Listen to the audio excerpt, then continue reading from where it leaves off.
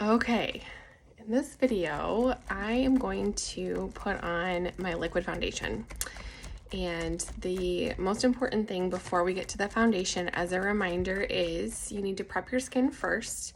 I prep my skin with 3 products. I use a toner. I use a rosewater toner, a hyaluronic acid serum, and vitamin C serum.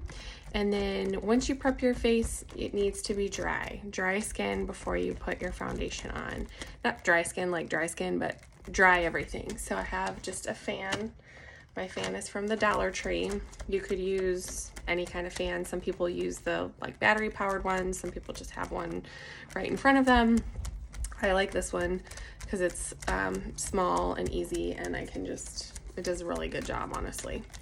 So it takes about 60 seconds, 90 seconds of solid fanning to get my skin nice and dry. It's a little tacky, but that's good because it kind of will help my makeup stick to it. So I am using Younique's Touch Liquid Serum Plus Foundation. This is my favorite foundation right now. It has skincare in it. It also has a lot of moisture in it, which is what makes it anti-aging, is because it's going to be moisturizing while it's sitting on your skin. It's super blendable. It's super buildable. And generally speaking, liquid foundation is the easiest for most people to use. Okay, our liquid foundation needs to be shaken, so you want to give it a good shake before you use it. When you open the top, there's a plunger here. You're gonna, while it's still down, you're gonna push that in and lift up. You might hear some of the bubbles. That's gonna pull the liquid up into the whatever you call this thing. I like to then put it on a tray. My tray is also from the Dollar Tree. You can see here where I do it all the time. If you don't have a tray or you don't want to do that, you can drop it on your hand, and then I would put probably dots around your face. You could also drop it directly onto your kabuki brush. So I could pick this up and do some drops there. I would spread it around on the brush if you're gonna do that. So once I have it on, here, what I like to do is just stamp my brush into the product. So there, it's mostly in the center. And I like to stamp it around my face where I'm going to blend it in. So you can see it going on. I am using the shade Organza. I want to make sure I get all of it, so I'm swirling a little bit. I am avoiding right now, mostly loosely, my under eye, because I'm gonna go back over that with concealer. And I don't personally feel the need to have a double layer, so I avoid it. You don't have to do that, but since sometimes our under eyes are prone to get a little more cakey, I try to have a less is more approach to my under eyes. And this is just one full squirt, so I would start with one and see how that coverage works before you add any more. So I've kind of put it where I'm now going to go back in and blend it. So I stamp it on because I can focus better on avoiding my eye. You can see, I didn't do it perfectly, but generally I'm not going all over my eyes.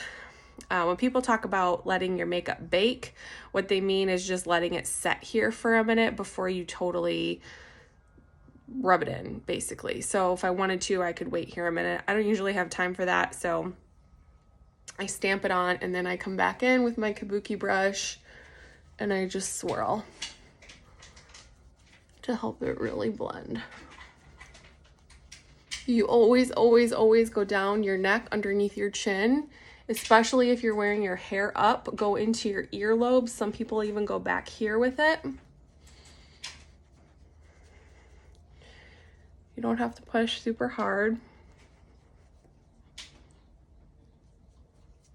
Go up into your hairline as much as you can.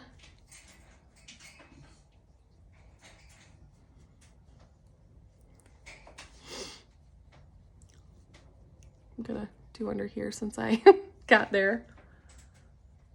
with my brush on accident, even though I didn't really want to.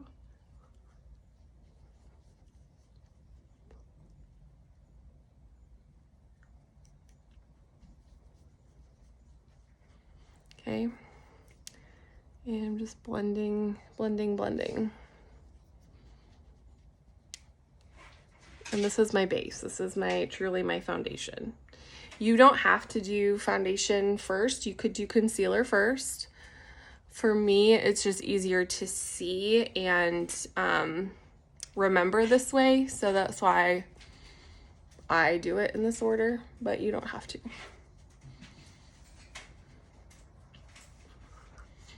And I used a little bit more than I usually do, so I have some extra here that I don't usually have. Okay, so that's it. I highly recommend using concealer around your eyes to brighten. If I wasn't, I would go in and do my foundation everywhere. So I could do that, and then I would be kind of done with my face.